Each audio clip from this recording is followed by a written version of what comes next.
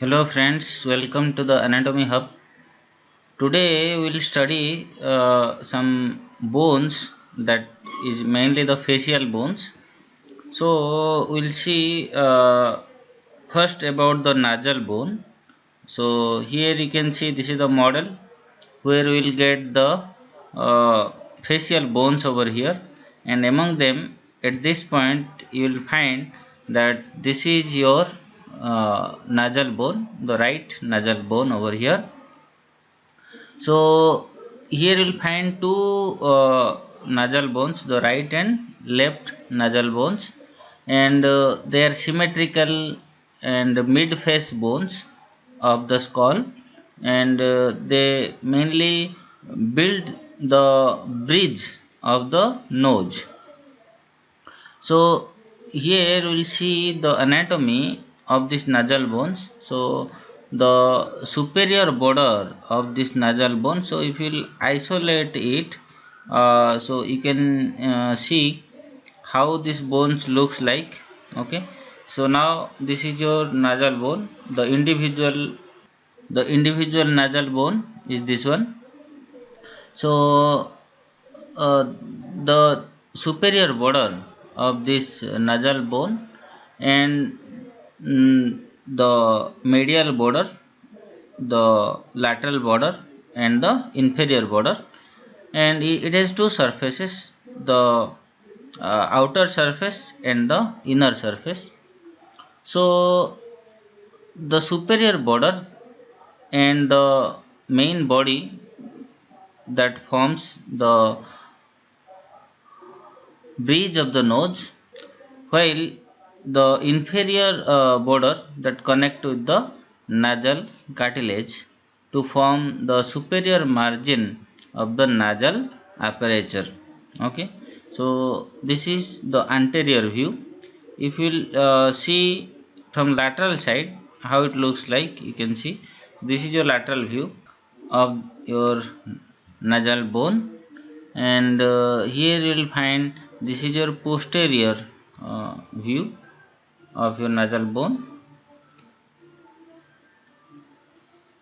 and it has the borders that I have already told you, that the the borders mainly the medially border over here, medially by their own part of the other side of the uh, nasal bone, they makes a suture over here. So this suture is your internasal suture. So the nasal part of the frontal bone, superiorly, that you can see over here, this is the frontal bone, uh, that forms a suture over here. So this suture is a frontonasal suture between the uh, frontal bone and the nasal bone.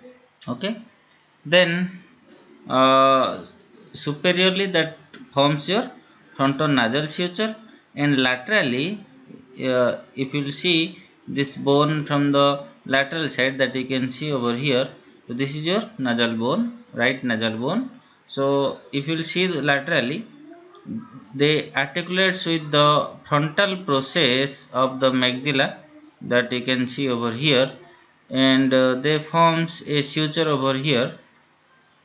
So this suture is your nasomaxillary suture. Okay, this is your nasomaxillary suture, and the perpendicular plate of the ethmoid bone that you will see, once I will hide this frontal bone, then you can see the ethmoid bone. Okay, and we have to hide this meninges also.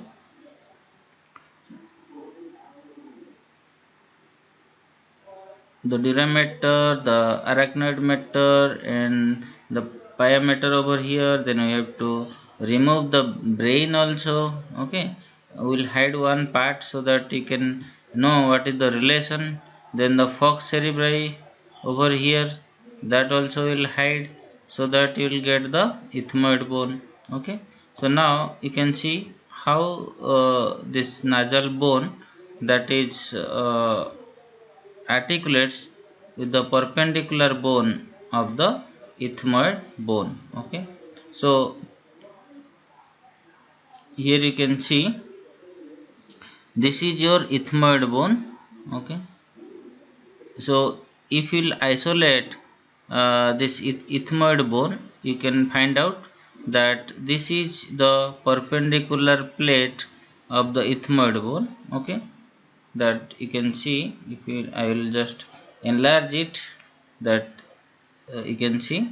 So this is the perpendicular plate of the ethmoid bone, where you will find the articulation of the two nasal bones over here, that forms the nasoethmoidal suture.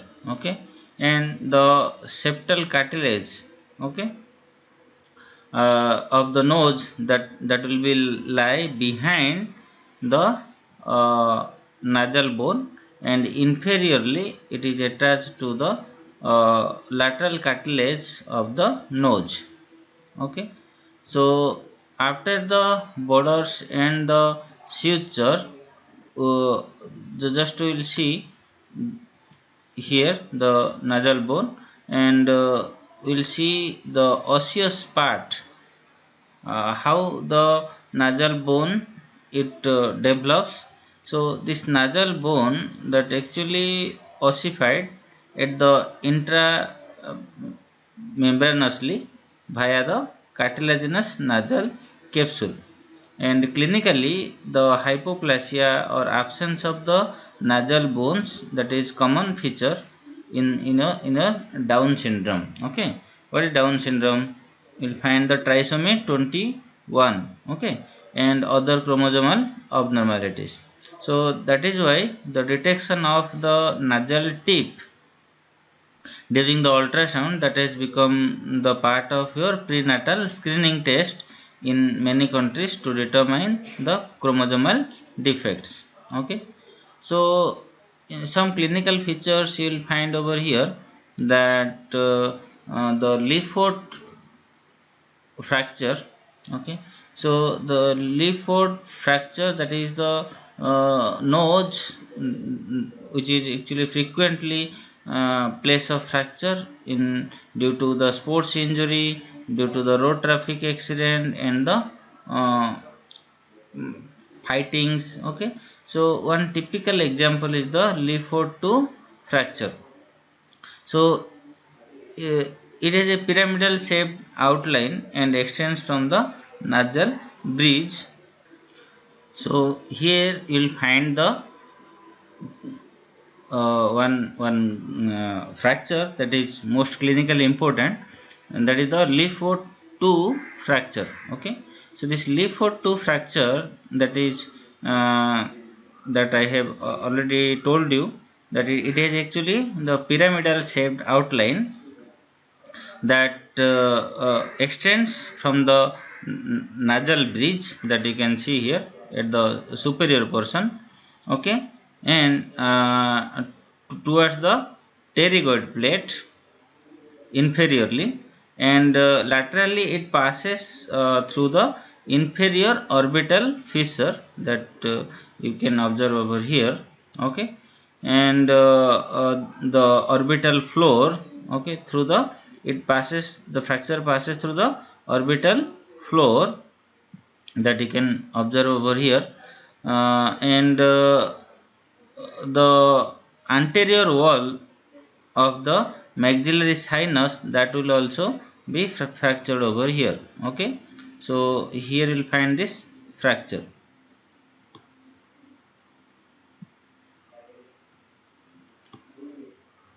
that passes through. So where it also reaches, this fracture reaches at the infraorbital foramen, where you will find the infraorbital nerve and the corresponding vessels that passes through this infraorbital foramen can be damaged. So it requires great force to cause this type of fracture, that means the Leaford fracture, that affected the patients, that they should be checked for other injuries, as well as for 50% they have the open fracture, with leaking the cerebrospinal fluid, because here you will find the ethmoid plate, and that is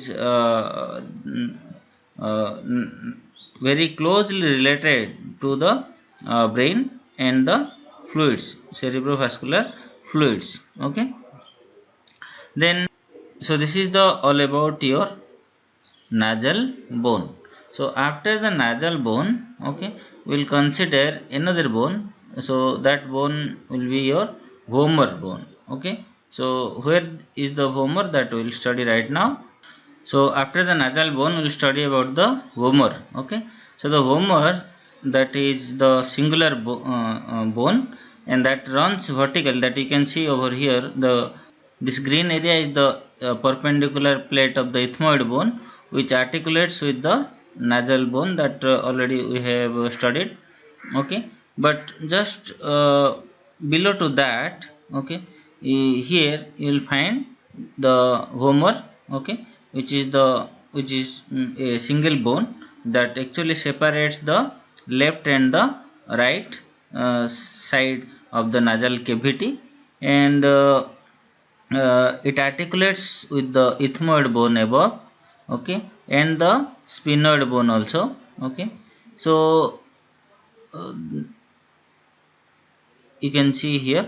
Okay, and it also articulates with the palatine bone, and you can say the palatine process uh, of the maxillary bone. Okay, so it articulates with the maxillary process of the palatine bone, with the palatine bone, with the sphenoid bone, with the ethmoid bone. If you'll see the skull from the front side, okay, this vomer can be seen through the nasal orifice anteriorly. Okay, so this cranial structure that runs caudally in an anterior and inferior direction, that forms a lateral point of view. It looks like a diagonal rectangle or a uh, rectangle shaped bone. If you will isolate it, we can see how it looks like. So this is your vomer from the anterior side. Okay, so if you turn it towards the lateral side, okay, so here you can see how this one the vomer really looks like. Okay, so the lateral point of view, it looks like a diagonal rectangle shaped. Okay, so the entire bone that is ossified by means of intramembranous pathway. So this vomer is the part of your nasal septum which follows the midline of your viscerocranium and creates the division between the two symmetrical sides of the nasal cavity. Okay, so to be exact, the vomer that forms the posterior inferior aspect of your the nasal septum in between the perpendicular plate of the ethmoid bone and the antero superiorly, you can see there is the perpendicular plate of the ethmoid bone, and antero uh, sorry in posterior inferiorly you will find the palatine bone. Okay, that you can see over here. Okay, with the palatine bone, that if you will take it like that. Okay, now here you can see there is the presence of your palatine bone, that is posterior inferiorly, but posterior anteriorly it articulates with the palatine process of the maxilla. uh, and very much posteriorly, if you will go very much posteriorly, then this vomer that also articulates with the sphenoid bone. Okay, so the along with that it articulates anteriorly with the nasal cartilage. Now we'll see the articulations. So here it has the palatine articulation that you can see over here. Okay, it has the palato-vomer fissure, and here you will find your maxillo-vomer suture. Okay, Then we'll find the spino-vomer suture. Okay, and also you will find the ethmoid and vomer. Okay, so you can say it is vomero-ethmoidal suture. Okay, that you can see over here. This is your ethmoid bone and this is your vomer. So in between these two, you will find the vomero-ethmoidal suture.